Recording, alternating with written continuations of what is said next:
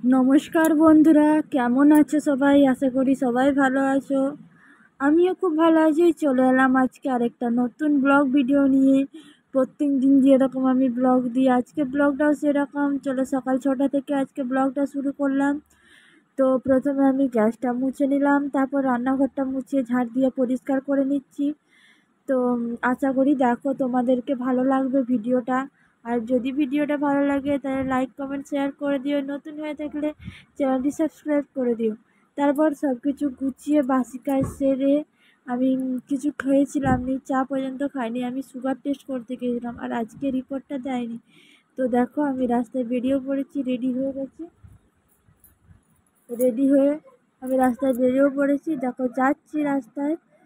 তো আয়ুষকে সাথে নিয়ে আসিনি, কারণ হচ্ছে ও বদমাইশি করবে, ঘরেই থাক। আর ওয়েদারটা খুব মেঘলা ছিল, বৃষ্টি পড়বে বলে ওকে নিয়ে আসিনি। আর আমি পৌঁছেও গেছি আস্থা ডায়াগনিক সেন্টার। তো ওখানে গিয়ে আমি বসে আছি, দিয়ে রক্ত দিয়ে দিলাম। দিয়ে ওখানে একটা ভোলে বাবার মন্দির ছিল, ওখানে গিয়ে একটু দর্শন করে নিলাম ভোলে বাবাকে। যে মন্দিরের কাছে গেছি তা আবার দর্শন না করলে হয় বলো তোমরা?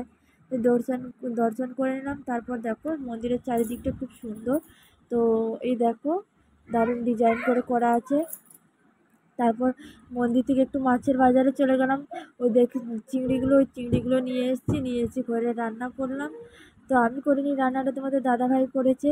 তো প্রথমে চিংড়িগুলো ভেজে নিয়েছি, তারপরে মশলা কষে দিয়ে দিয়েছে। তারপর আলু পটল দিয়ে আলু পটলের ঝোল রান্না হয়েছে আজকে।